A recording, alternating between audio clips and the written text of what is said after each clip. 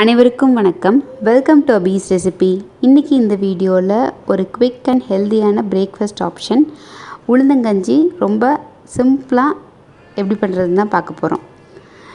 அதுக்கு முன்னாடி இதோட பெனிஃபிட்ஸ்லாம் என்னென்னு பார்த்துடலாம். இது போனுக்கு ரொம்ப நல்லது. ஏன்னா கால்சியம், அயர்ன், விட்டமின் பி, போனுக்கு தேவையான நிறைய மினரல்ஸ் இதில் இருக்குது. போனுக்கு மட்டும் கிடையாது, ஹார்ட்டுக்கு நல்லது. ஏன்னா இதில் இருக்கிற பொட்டாசியம் கண்டென்ட் பிளட் சர்க்குலேஷனில் நல்லா இம்ப்ரூவ் பண்ணும். இதில் இருக்கிற மெக்னீஷியம் ஃபைபர் கொலஸ்ட்ரால் லெவலை கரெக்டான லெவல்லையே வச்சுக்கும், கரெக்டாக செக் பண்ணி. இப்போ நான் கருப்பு உளுந்து தான் எடுத்துக்கிறேன். இது கழுவிக்கலாம். இது கிட்னிக்கு ரொம்ப நல்லது. ஸோ நம்ம சாப்பிட்றதெல்லாம் சரியாக செரிக்காமல் இருக்கும்.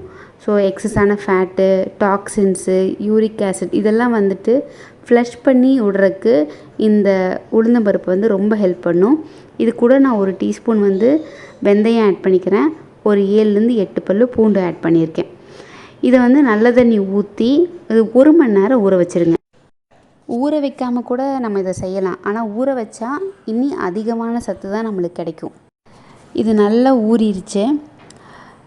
நான் சொன்னேன் கிட்னிக்கும் இது ரொம்ப நல்லதுன்னு. ஸோ கிட்னி ஸ்டோன்ஸ்லாம் ஃபார்ம் ஆகாமல் இது பார்த்துக்கும். நர்வஸ் சிஸ்டமை நல்லா ஸ்ட்ரென்தன் பண்ணும். இது நம்மளோட கட்டுக்கு ரொம்ப நல்லது. டைஜஸ்டிவ் சிஸ்டமை நல்லா வச்சுக்கும். இது குக்கரில் நல்லா வேகிற அளவுக்கு விசில் விட்டு எடுத்துருங்க. இப்போ பக்கத்தில் கொஞ்சம் தண்ணி சுட வச்சுருக்கேன். நான் வெல்லத்தை இந்த மாதிரி கட் பண்ணி வச்சுருக்கேன். ஸோ இதை நல்லா கரைச்சிக்கலாம், நல்லா கொதிக்க விட்டு. ஏன்னா அப்போ தான் கல் அதெல்லாம் இல்லாமல் பார்த்துக்க போகிறோம். பார்த்திங்கன்னா நல்லா வெந்துருச்சு. இப்போ இதை நல்லா நம்ம நைஸாக கடைஞ்சிக்கலாம். இது ப்ரெக்னென்ட் உமன் எடுத்துக்கலாம். அவங்களுக்கு அனிமிக்காக வராமல் பார்த்துக்கும். அதுக்கப்புறம் குழந்தைங்களுக்கு கொடுக்கலாம். நல்ல ஒரு வெயிட் கெயின் ஆகும் குழந்தைங்களுக்கு இது ரெகுலராக கொடுத்துட்டோம் அப்படின்னா. இது கூட நான் தேங்காயிலேருந்து பால் எடுத்து அதை ஆட் பண்ண போகிறேன்.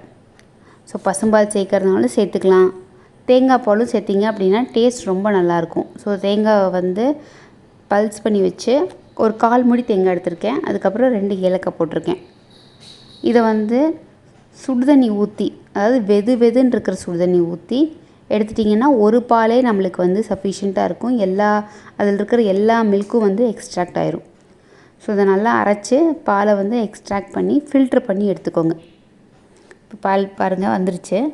இதை நம்ம ஃபில்ட்ரு பண்ணிக்கலாம். தேங்காய் பால் செய்கிறதுனால நம்ம 6 மாதத்துக்கு மேலே இருக்கிற குழந்தைங்க கூட கொடுத்துக்கலாம்.